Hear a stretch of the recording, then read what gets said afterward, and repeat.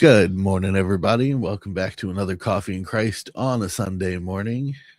Y'all know me, you know my co-hosts, Michael and Jonathan, and Kahuna has joined us first thing instead of showing up late. I'm very impressed. The Lord sent me a message. My kids started screaming, and I'm like, you know what? I could go outside early today. There you go. Call I it was like, God incident. yeah. Well, I'm like, God, give me a sign. I heard two young boys screaming and saying they're building a fort. I'm like, you know what? Time to go outside. Right on. So, I didn't have a topic for today. We were just going to kind of jump into what we were talking about yesterday in our men's group chat, but I came across something on social media that I thought might be worth bandying about a little bit, and that is church functions. Huh. So I saw a post. I'm not going to call the person out because it was fairly innocent in their question, but I saw a post that was a response to another post that a young man had put up uh, about seeing someone that they might be interested in getting to know, but not getting the opportunity to speak to them immediately after mass because once the mass had ended, they shot right out the door into the parking lot, which is fairly common in Catholic circles. If you are a Catholic, you may have noticed, or a new Catholic, you may have noticed or are accustomed to the fact that there are two exit points in a Catholic mass directly after communion or after the going hymn when the mass has officially ended. Now, in my parish, the way they do it is the final blessing, then we all say a prayer to St. Michael, and then the going away hymn begins, and the priest and procession proceed out of the sanctuary. Then, once the hymn is over, the rest of the people leave. But about half of them go immediately after communion. They get their wafer and they go straight out the door into the parking lot. Now, this is common practice in Catholic circles. And the conversation that was being had on social media reminded me of this, and I wanted to mention it to you guys. There's uh there's a weird dichotomy because most people have two camps when it comes to this concept. Where's the socializing after church? You hear that in a lot of the other denominations, Protestant, Baptist, Presbyterian. Why don't we hang out and talk to each other? And with Catholic culture, what I've noticed is that socializing is for church social functions, not for mass. Some people do. Some people hang out for a couple of minutes and chatter with each other. But usually, what happens, I hung out a couple of times and then I realized, oh, we're supposed to leave. So I just go right out the door once we're done.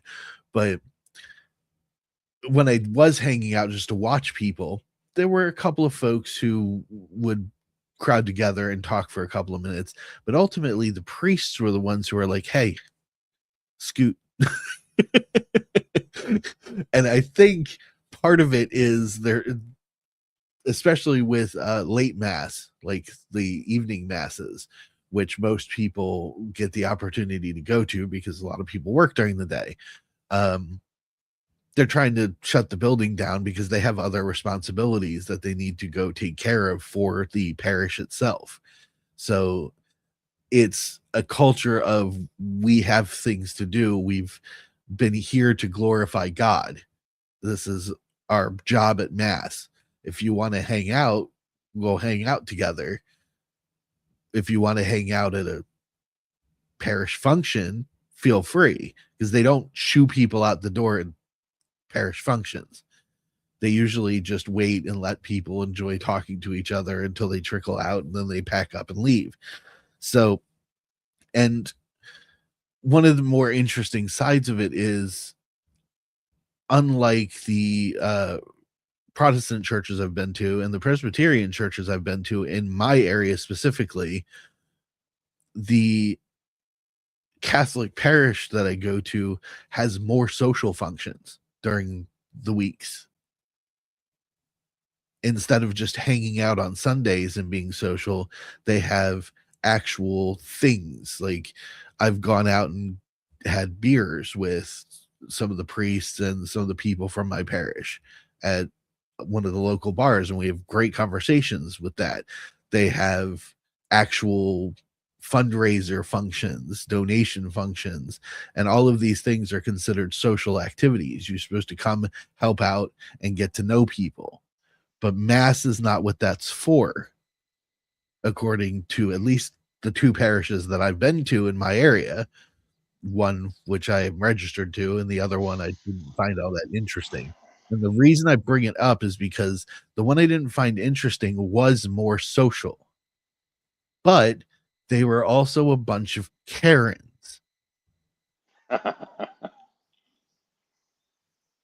And that ultimately may be what the structure battles against. Like, you want to be social at these other things. But we're here to glorify God, not get in the sewing circles. Huh. I don't know that for sure. It's something I'll have to bring up to my priests and deacons next time we get together for drinks, but I will get back to you on that one. But it got me thinking about it. So what do you guys have, obviously, I know, you've been exposed to different denominations of Christianity over the course of your lives. Am I off base on this? It's an observation I've wanted to bring up to see if it's something you guys had experienced before. I mean, that's one of the reasons why that drove me away from Catholicism, was the Karen type bantering / nitpicking of other folks, judging, and don't get me wrong, we all judge to an extent. But when you coming straight from mass, glorifying God, and then you're talking bad about someone's dress or someone's hair, or like immediately after, that's one of the things that drove me away from Catholicism, was the hypocrisy. And of course, in my adult life, realizing we're all hypocrites and all that, different revelation. But at that time, that was one of the things that drove me away. I will say that, I go to a non-denominational Christian church now, and we hang out afterwards. And there's time to hang out before, but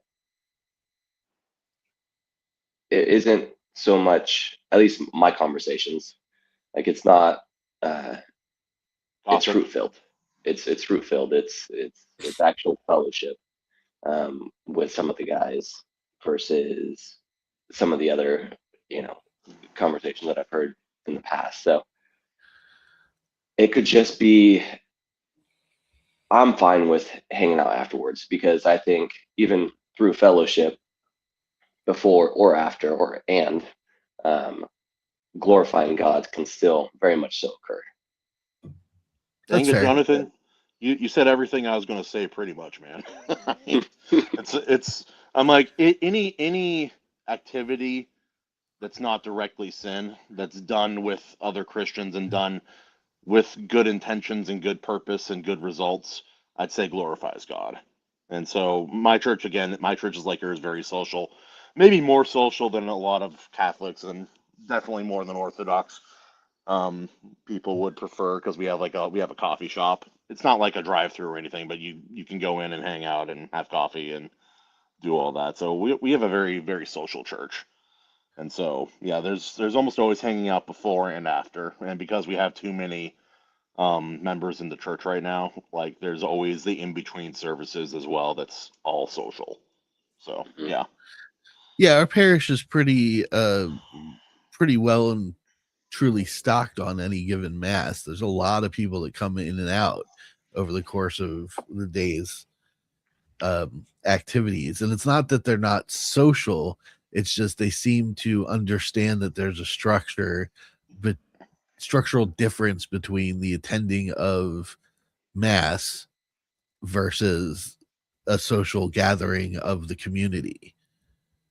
It doesn't linger. You don't overstay your welcome in a Catholic parish, is what I'm kind of noticing. They, there's always the meet and greet with the priest after and before mass begins. They're always hanging out in the front, so you can say hi to them and talk for a couple minutes, but nobody just stands there and jaws for a half an hour. Do you think it's bad that people do, or some people like No, to? I don't. I actually, I kind of prefer it. There's a mindset to it that I appreciate, because the other parish that I went to, they do stand there. Like there's a core group of people that will show up an hour early for mass just to stand around and talk.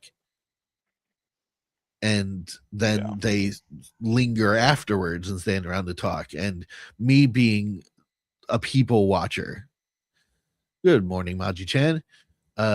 Me being a people watcher, I've hung out just to observe how people behave in different environments. And I don't need to be there, but it's just something that I do. It works with my writing.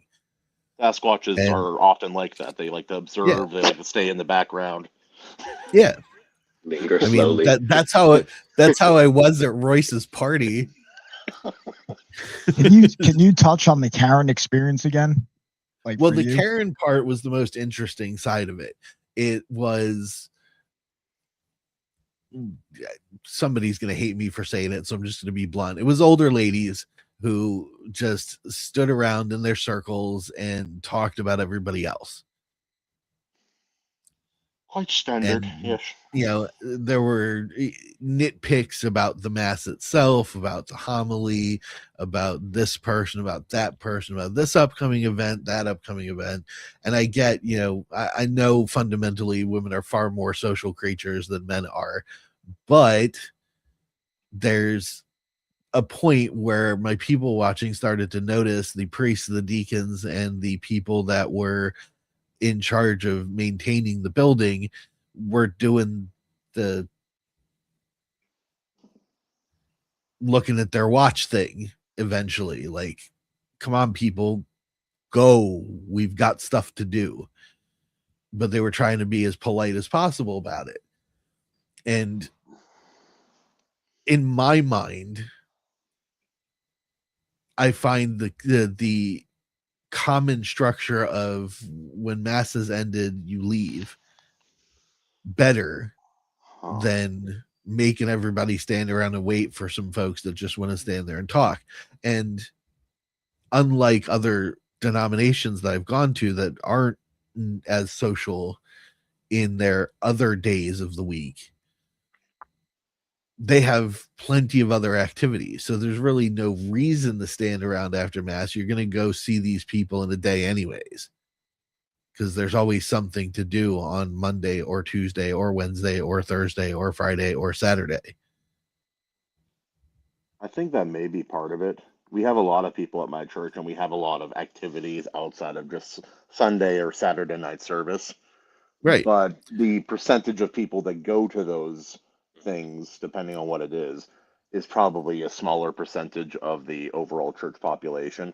So Sunday is their time of fellowship. They're not getting as much of that during the week as perhaps a smaller Catholic church. And I don't know what you're like. It may just be logistical. I've been to a Catholic mass before in different places, in Michigan specifically, for a while. And the building itself there was not a lot to it. It was a very nice building, very beautiful building, but there wasn't like a social area. There was the chapel, and then like there was back rooms like for the priests and for the people working there, preparations and such, prep rooms and such. But there wasn't like a big foyer, like a giant foyer half the size of the chapel. That there's pretty much it. If you were going to hang out, you hung out on the lawn, and so maybe it's just a logistical thing. It could be. All the churches around here that I've visited, they have their sanctuary, which is for, the actual church time, whatever you may call it, mass or just, sermoning. And then they have a fellowship hall. The fellowship hall is where most of the time people migrate to, but it's still in the building. So the caretakers of the building have to be present in some capacity, and then holds them up from whatever they need to be doing in their lives. But the whole reason I brought it up was from a biblical standpoint. If activity as a community of Christians should be an ongoing kind of 24/7, 365 thing, then perhaps this way of doing things, where mass is for mass and the other things are for Christian community gathering, works better, because then you're parsing it out over the course of the week instead of just trying to get your Christian fix just on Sunday and then ignoring it for the other 6 days. I think it has to do a bit more with personality, perhaps, than anything. If your pastor is an introvert, I think he would definitely prefer parsing it out over the course of time instead of getting it all in on Sunday. I don't know if there is a right answer. I think that's partially why there are so many denominations in the Christian church, is because there are so many different kinds of people out there. Like when it comes to doctrine, we should try to agree. We should generally agree on some of the main things, but in Definitely regards to agree on the main practice, things. well, I know that's a whole argument. This is very Yeah, a whole bare bones different surface topic. level. I know. I'm not very absolute, but that's one thing I am absolute on. We should definitely agree on the main things. Yeah, no, I'm with you there. But when it comes to practice, like say my grandma, she kind of misses her old church. They would sing hymns, and they would have, like, when the pastor or when the preacher would say something, we would respond in a very specific phrase that I definitely didn't get Yeah, wrong mass in is the faith same most of the way. time. Mhm. And Yeah. that is much more based in religious practice. In ours, it's a bit more, we're going to have specific messages. We're going to change our style of worship depending on what we're studying in the Bible, and it's just different strokes for different folks when it comes to the garnishing and Fair. the And way of practice. that brings brings up the other side of this topic, which is, unlike the other denominations that I've been exposed to over the course of my life, Catholicism has what are known as holy days of obligation. And that is a social, I guess for lack of a better term, socially reinforced Rule? obligatory visitation. So, for example, Ash Wednesday. In a Presbyterian church, Ash Wednesday is, if you can show up, you get your ashes. Ash Wednesday for Catholics is, you better be here. It is considered a holy day of obligation. You show up. We make sure we're available all day long. So after work, on your lunch break, something, you should be here. And it's socially reinforced. Like, they're not going to show up at your house with a pitchfork and a torch and be like, you didn't get your ashes, jerk off. But there's still as opposed to this, I guess what I would call it, the less rigid structure of, well, if you can make it, you get your ashes. Yeah. The function is, this is something the Bible expects of you. So we expect it of you too, as your parish community. Was it a question or more of a topic of discussion? Like, was What? it the premise of what you brought up? Was it more of just like, what's your experience? Let's discuss it. Yeah, Or this like, is just there- me okay. wanting to talk it out, because I'm trying to. The social media post got me thinking this morning. That's all, and I wanted to kind of bandy it around with you guys a little bit. So my thing is, mass should be mass. Like the church service should be the church service. Now, does it matter that the socializing happens outside of that? To me, No. no. But when we are in the church service, let it be mass, or we'll just call it mass to unify everything. When we are in mass, worshiping God, one, we should worship God 24/7, 365. That goes without saying. But when we're in mass, that should be, we are there, we are present. We don't have our cell phones out. We're not chit-chatting to our neighbor about other things. Like we're there. I don't think anybody's arguing against that, like during Yeah. service itself. Yeah. But outside of that, like let it be just on Sunday, because if that's the day that you can fill up your spiritual gas tank, for lack of a better term, with fellowship specifically, then hey, that is the day God gave you, and you are blessed to have that day, and you should use it. We're fortunate because we fellowship on Saturday. We fellowship this morning. We reach out to each other throughout the week. So like we have a built-in fellowship within our group, which is awesome. And as long as like Kuna said, as long as you're glorifying God doing it, there's no right, there's no wrong. Just glorify God, like ultimately. Mission first kind of thing. Mission first. Yeah, I like that. Mission Yeah, I can get behind that. I Michael do seems think a it- bit pensive. Always. I sorry. mean, I think it's somewhat reflective on leadership, and I think leadership is rare. Like what do you say? True leadership is like I think social discussions are actually necessary, and I say that because I always go back to 2020 when I saw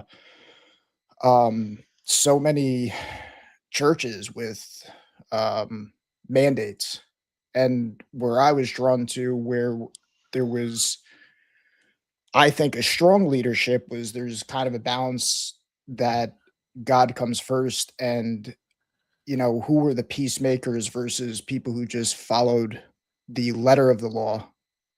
So I think in the same way, it's very rare to have, and I think it's a good thing, but I think it'll come from, in the same way political change doesn't come from the top up, it comes from grassroots.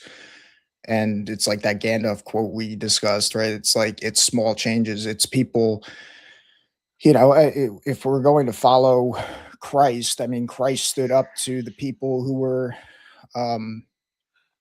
in positions of authority. So I think that, for example, if there's Karens gossiping, what a great opportunity to follow Christ in that moment, right? Like to call that out, or call it out in a way where it's just like, yeah, however you would say it, I'm a sinner, so I don't spend any, like if somebody's gossiping to you, I'm a sinner and I'm not, I don't know their heart or whatever, however you'd say it. But I think it's a healthy balance. Like you get to know people and all that, but it can quickly become too Karen like, and I think yeah, there should be a space for women and there should be a space for men. We're different, No. So that's it. I tend to Sorry. agree with you. Actually made me think of a more semi-famous quote. A true leader does not take part in consensus. A true leader molds consensus. Yeah. I think it molds or is a molder of consensus. I don't remember. I might be paraphrasing a little bit, but it's Martin Luther King who said that. And that's a little bit of what you're talking about, Michael. The leadership guides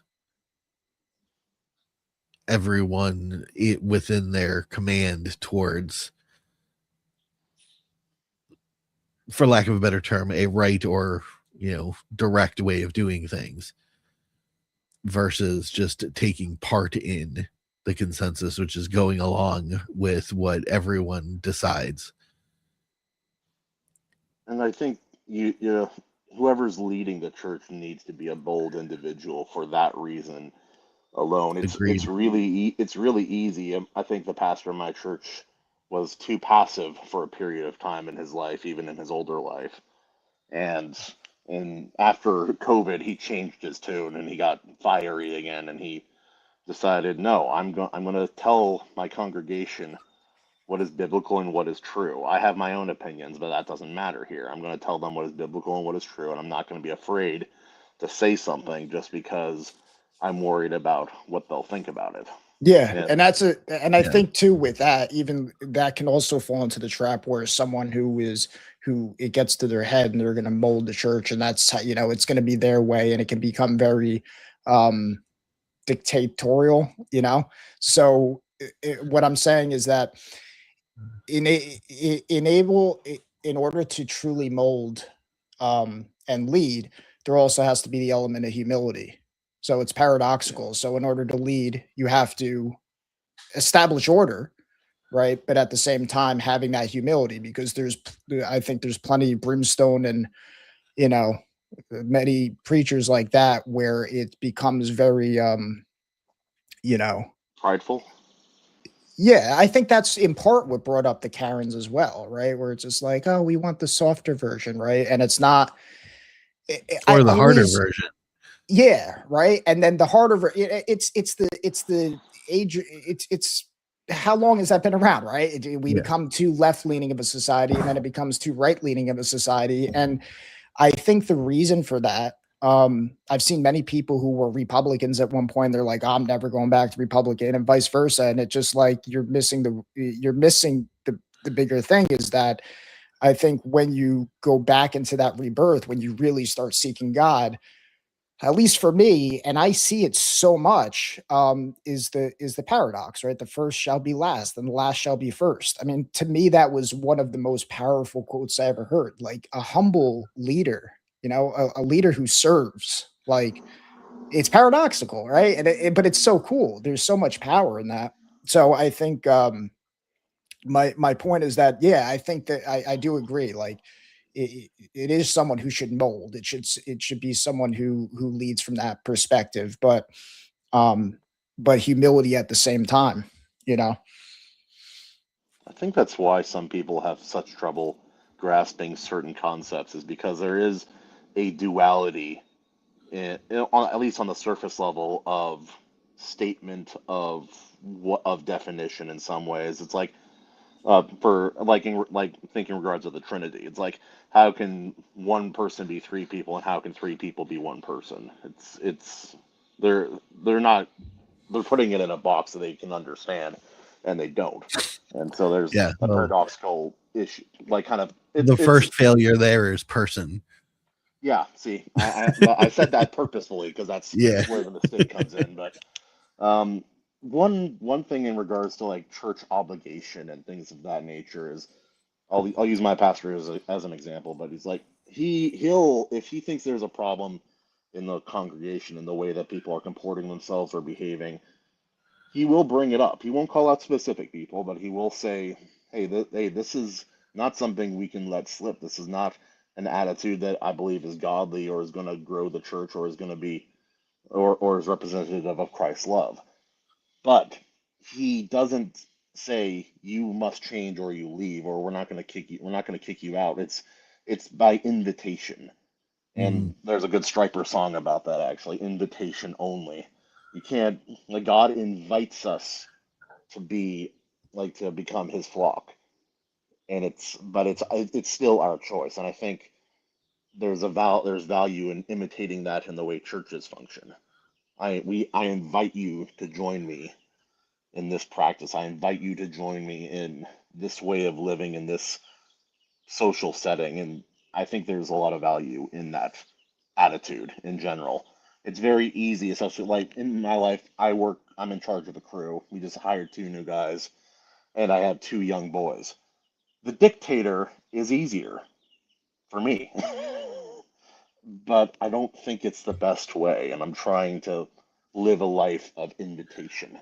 if I can. Well, there's a framing involved in that, I think, because the term itself has a connotation of negative authoritarianism, but there's nothing inherently negative about authority. Yeah. It's the extreme of too much authority, which is where what people feel about the word dictator. I think it You comes muted, to Michael. It's the source of the authority. That's the key. And I think Yeah. it what was it? It's the letter of the law versus what is it? The spirit. spirit of the law.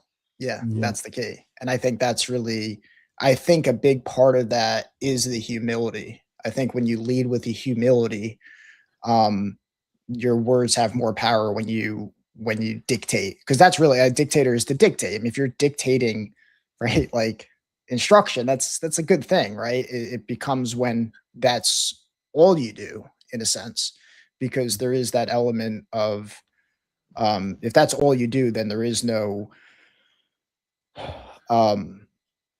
I think that's where you become kind of, at least for me, the turn off of me was I think you nailed it, Christian. It's like it's the invitation, right? Because there is power in that, right? It's like, if you're like, I'll do it my way, that's okay. Do it your way. Whereas a dictator's like, no, you're Yeah. gonna do it my way. Whereas like, no, I'm inviting you to do it, but you can do whatever you want. There's power in that, right? To a Yeah. certain extent, the dictator is a perception based concept.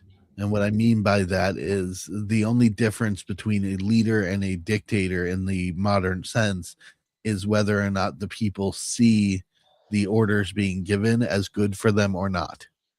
Yeah, I mean, it's definitely reflective on the people too, for sure. Also, whether or not that's where the humility comes in, because if the leader, dictator, whatever term you want to use here, is not living out what he instructs, then his words are dead. Like, if I go to work and I tell guys, all right guys, work hard, I'm gonna sit over here and I'm gonna supervise from right over here. In fact, this is a state job. There's gonna be 5 6 of me for every 2 of you. It's good that you brought that up, doesn't though, work. because historically, that's how it works. It's a modern shift in the perspective of authority that has garnered this idea of, well, the leader needs to do the same things that the grunt is doing in the unit. But historically, and this is why I put Draco's comment up, good morning, Draco, the dictator only became negative in the 20th century. Romans had no problem with the word. That is true. Romans also, generally speaking, there were outliers, because all of the wonderful stories have some betrayer in them who thought, hey, this isn't fair to me. Every mythology and history on the planet. Yeah. But historically, your general of an army did not engage in combat on the field. He sat on his horse in the back of the total command and gave orders. I think But the reason he is the general is because at one point he was the man on the front line. Correct. At one point he had to learn to move his unit by becoming a captain, and then move multiple units by becoming a commander, and then move all the units by becoming a general. So the leader of a unit is not meant to be right there in the middle of the muck with the grunt. Yeah, that's true. But it's a modern concept that people took as a form of their own power to say, well, I don't have to listen to you. You're not doing the thing that I'm doing. Yeah, no, that is a modern concept. But even in the ancient past, there was always those who had power unearned, and Well, yeah. perhaps obviously not deserved. But it wasn't As far as every the case. I US think the modern idea is meritocracy is that, oh, if you're concerned, not, yeah, yeah. as far as the U.S. meritocracy is concerned, the leader of the company is not expected to be in the office processing paperwork for 8 hours like the office worker is. But that's because they have earned the position to tell the office worker what to do, versus in a aristocratic society, it was the noble folk who were born into privilege that got to tell everybody else what to do. Yeah, absolutely. I think with leadership, it's simple. Like, a good leader will never ask their subordinates to do something they're unwilling to do. Not I saying don't that think they're. that's true. You don't think that's true? No, I don't think that's true. All right, break it Again, down. I think that's a modern concept. In the chaos of life, we'll continue to use the battle simulation for this one. In the chaos of battle, I don't think it's inappropriate for a general to command his first or second wave to do something that he has never done in order to succeed. You misunderstood me. I didn't say that he's done those things. I just said he would be willing to do those things if called upon. That's what I mean. Normally, like in my mind anyways, I may be wrong, feel free to push back, but in my mind, Wrong. a person Very wrong. a person in a position of leadership may not be willing to run the bomb out into the middle of the battlefield themselves. But I think there's more of a trust thing, right? It's like when Jonathan's saying that if he the wouldn't. success of the conflict revolves around someone doing so, then the general would have to choose someone to do so. We can glorify the general who says, well, I'm not going to pick a man for a suicide mission, so I'm going to do the suicide mission myself. That is a gloriously noble and valiant thing. But it's just as gloriously noble and valiant for the grunt who chooses to do it when the general says, hey, I need you to do this. You're probably going to die. And this is all predicated on the purpose of the battle. In my analogy here, you're defending yourself against the subsuming of your ways in a war conflict. Someone is coming into your place to take things away from you and your people. So it's all based around the survival of your people. It may be morally different if you're the invader and you're like, yeah, hey, grunt number 2, take this large explosive and go die in order for us to win. That's a little bit different.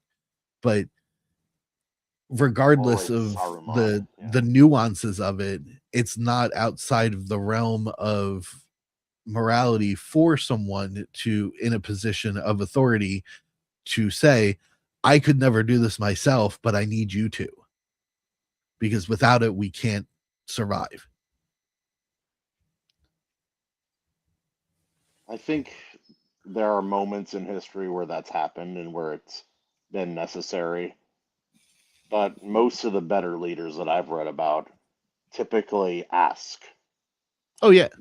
No, it's not always a command. It's in a sense, it's still invitation. It's, we need someone to undertake something that is very dangerous or possibly like 100% fatal for the sake of others. And most of the time in history, they ask somebody willing to if they're willing to undertake that on behalf of everyone else. Yeah, the noble sacrifice. It's a very common piece of history. Even Christ was a noble sacrifice. Yeah. And even he asked if there was a way that he could forego. I'm not sure the right word, but if there's a way to accomplish this without this harrowing act when he prayed to his father in the garden. That's fair.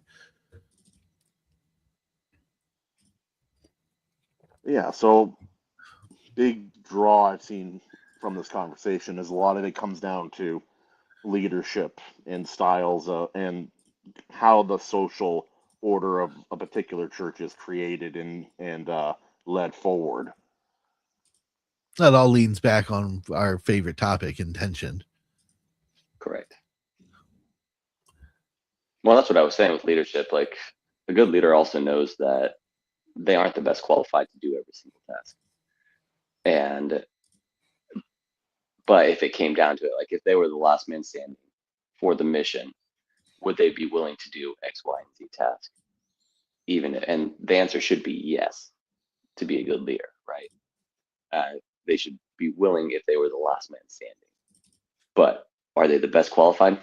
Probably not, because there are, generals out there that you give them a 50 cal, Sorry, not sure what happened. and they would not be, they won't be solid on it like a gunner would, or Right. sniper rifle. Like, they wouldn't be solid on it like a trained sniper would be.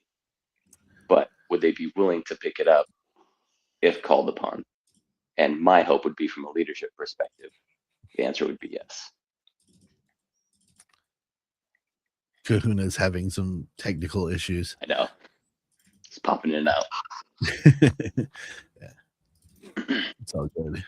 But it should, but leading should come from the sense of service, like, ultimately, right? Yeah. That's And the kind of what greater our good discussion, the greater is good. a big argument when Yeah. it comes to leadership.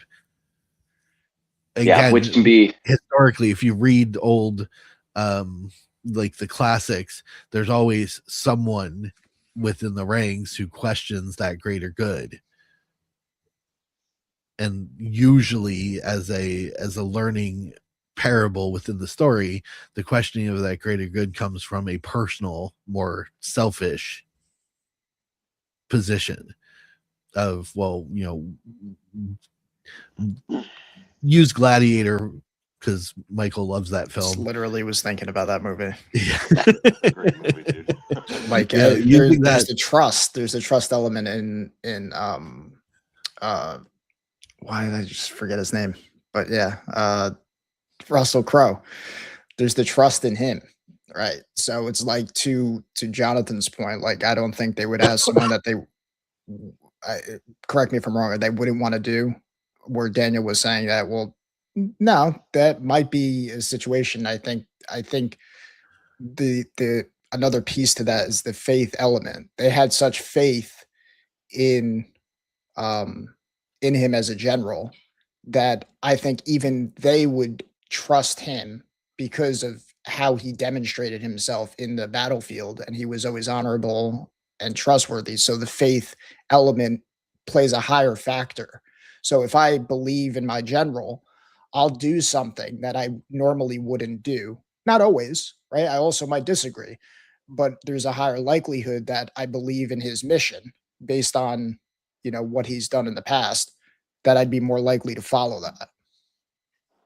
I think it was just something that popped in my head when that came up.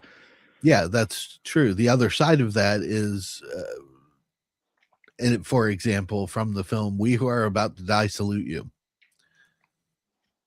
Never seen that one. Yeah, is that good? So, well, no, that's the statement the gladiators say before the battles, Oh, the battles in the arena begin. Okay, I was like, They I've never say heard of that- one. They say that to the ruler and to the general public. That was as in their- Gladiator. Yeah. And so here's the thing.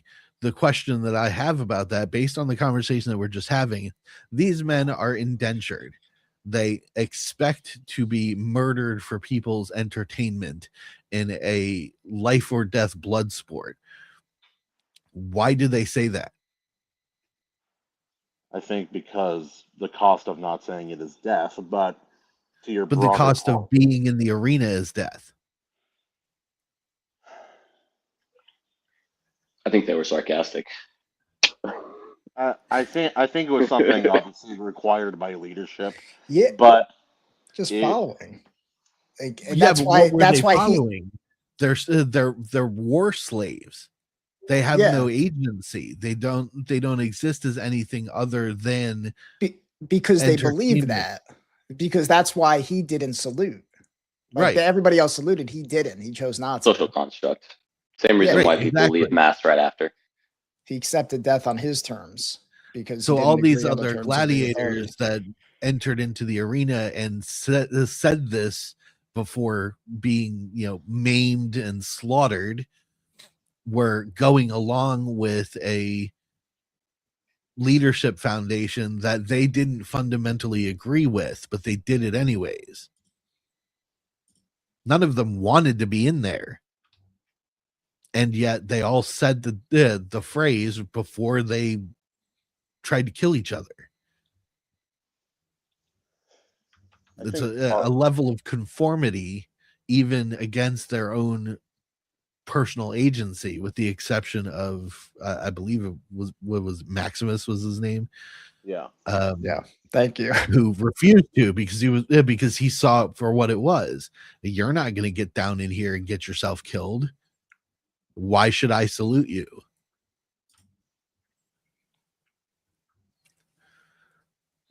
I suppose it's different in terms of the movie versus in terms of history. Most But it was gladiators- historical. They did say that it was a requirement.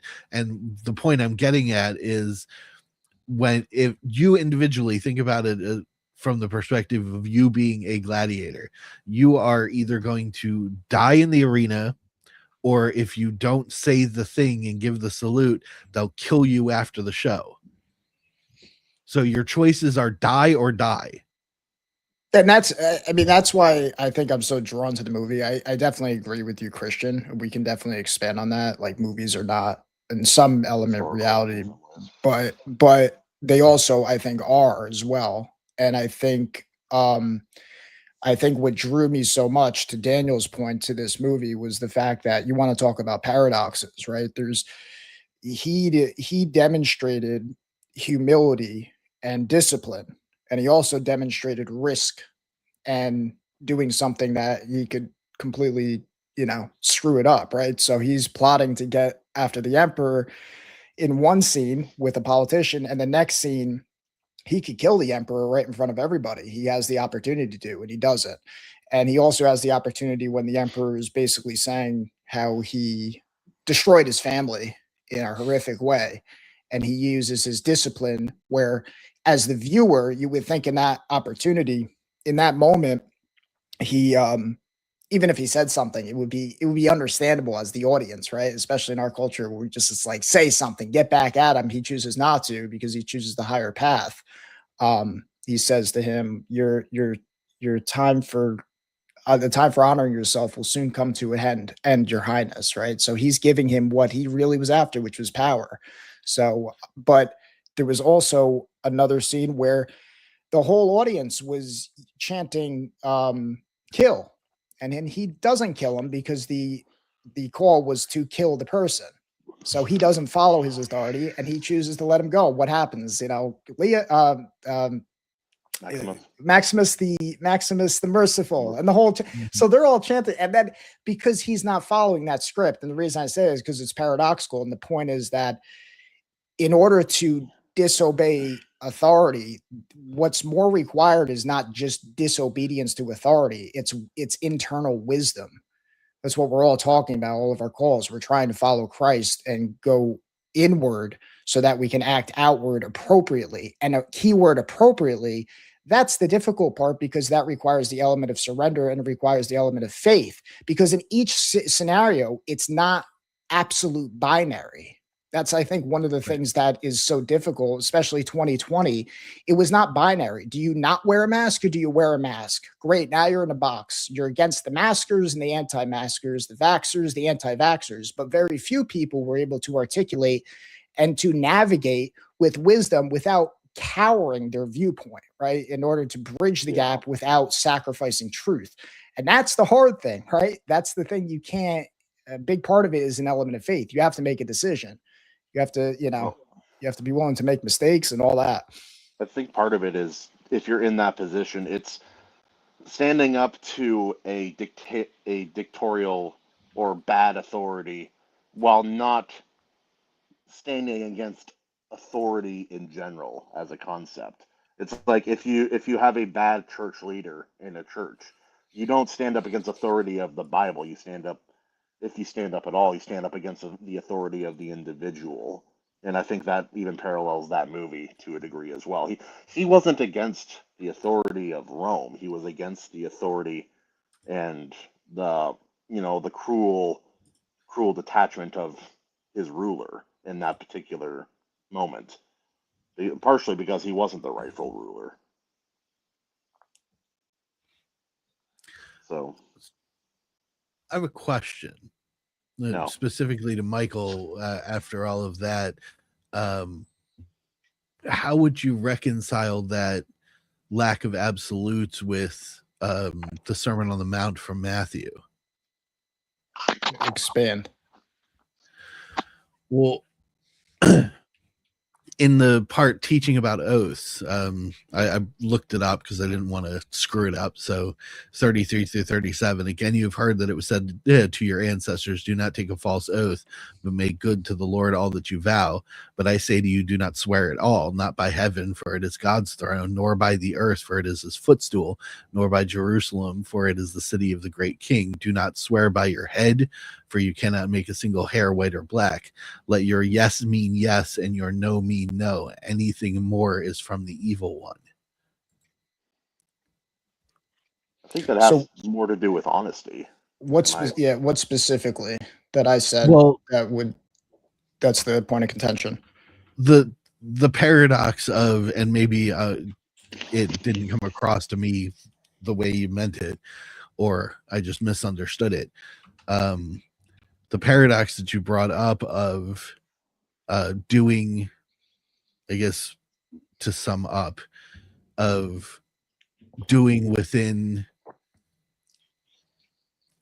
an understanding of what's happening. I'm trying to figure out how to exactly sum up what you said, because that was a lot.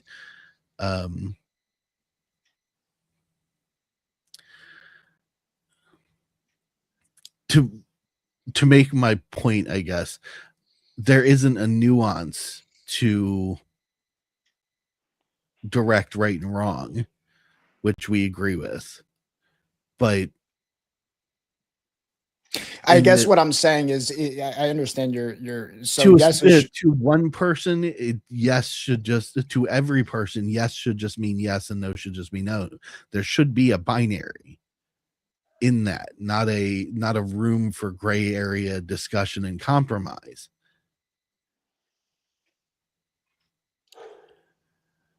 And there is when it comes to absolute truth. Yeah, so we've had this discussion before, and I think it's a good discussion because I think It's a difficult one. it is a difficult one.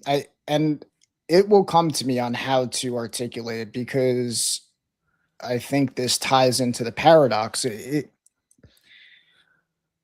One person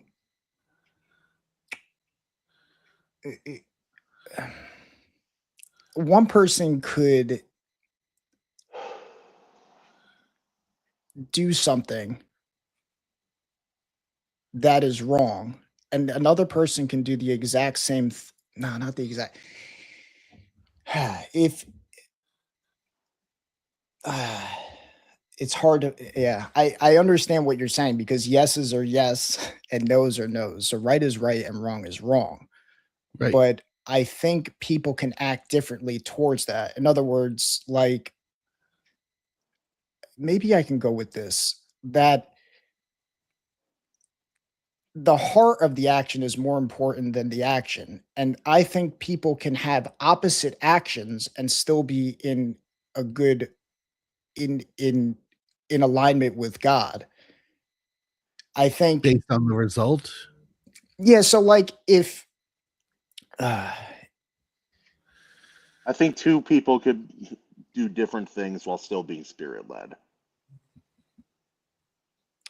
I think a part of it is the conscious awareness behind it. It's like if you look at all the propaganda that we've received and one person, I don't know, I don't know. I guess maybe this is something Yeah, that I that's thought about, that there's like, if you that have helps. That someone, was what I was getting at with the yeah, propaganda thing. It should just be a blanket no. yes, right. So, but the thing is, right, like it should be a blanket no. And I think that was something that I stumbled upon, is that the conscious awareness behind it is a lot of people didn't know what they were doing, right? So when you say yes, adaptability without adaptability without compromising truth is the path I'm talking about. Because sometimes there's a, I think, and again, we've talked about this, so break down my argument so it can become stronger, please. But it's what I recognize, and I had a discussion with a gentleman a while back about this, right? Is that I was adamantly against forcing people to wear masks, especially, I mean, I Mhm. was working out and I had people, bashing me to wear a mask. And I was just like, dude, this is my one place where I'm not wearing a mask. I'm not in your face. I'm not coughing in your face. I'm not wearing a mask. And I had the police called on me. But what I learned in that experience was that in that moment, maybe, you know, and I did in that moment, was I communicated with the gentleman and I learned more about what he was about. So in that moment, I realized that just using force and saying this is like, there's a time and a place, there's a wisdom behind it, I guess is what I'm saying, is that your no's still can be no's, but there can be wisdom behind it. If you lead with a no, that might not be the right way to do it. It might be, hey, you know what? This person clearly is against me. Let me understand them first and then say no. Versus another. So there's two ways of going about it. Maybe no, leading with the no is the right way to go. Maybe All right. listening to the person, but you're not compromising the truth of that. The yes is still yes of what you believe, and the no is still the no. But we live in a world with people who believe a million different things. The key thing is that you're not compromising the truth, to your point, right? But you're also leading it with wisdom. If someone is, you guys have children, Jonathan, you have different children. How you speak to one child is going to be different than how you speak to another child, but Yeah. you can still do that without compromising the truth. Yeah. So I guess I think I understand better. It was more a reactionary yes and no versus as an example, I see what you're saying, but no, it doesn't work that way. That makes more sense. Yeah. Thank you. Yeah. But because I've Oh, also that was well explained. but I also think at the same time that I've fallen into that trap of compromising my truth. That's something I'm We not all going to have. speak. Yeah. Yeah. So I also recognize that as well. And that's what makes it so difficult, is because to love your enemy, I think is intertwined into that. It doesn't mean you actually love, love. I think loving your enemy is, I've said it before, is like, it's you essentially, you take the power away. We talked about it in, I think, the last call, is that's how Christ, when Christ loved his enemies, they, I think, what did you say? It was an act of courage. Mhm. Leap of faith. There's nothing inherently wrong with telling a person that what they're doing or the thing that they think about something is wrong if you understand it in an absolute way. But I guess what you're getting at is the difference is in saying that the thing is wrong versus telling the person that they're wrong. Yeah. Which I wholeheartedly agree with. That, I think, is what Matthew is talking about. Let your yes be yes and your no be no. It's not about swearing oaths. It's not about forcing people to believe your response to whatever they said. It's just simply about stating the earnest truth. This concept that you have in your mind is incorrect. This is why it's incorrect as an absolute truth. Now, if it's not an absolute truth, if you're just like we are right now, just banding about concepts trying to get to an absolute truth, then there's room for more discussion. But once we reach that Yes. fundamental point, then it becomes a yes is yes and no is no. Yes, absolutely. I think that's another part that's tied into it too, because to say absolute truths, it requires a level of growth and to achieve that place in time, right? Mhm. Yeah, I can get on board with that. There's also like, in terms of doing what is right and absolutely right, I've thought about this concept quite a bit, and that comes down. I think sometimes it comes down to the time. The Bible talks how there's a time for everything, and for me, like an example I'll use is just like heroes and stories, because that's something that one way I view the world. Mhm. Do I think that the man who stands up and defends the innocent by killing the people who would come to kill, steal and destroy, do I think that's heroic and good? I think most of the time, yes. But when I think of the most heroic moments, I think of Luke Skywalker tossing the lightsaber when surrounded by his greatest enemy.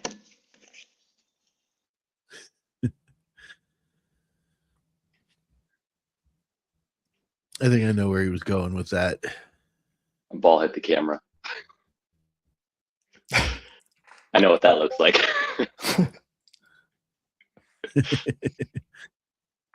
Yeah, or Yep. or I think of that Braveheart scene, man. That's one of the.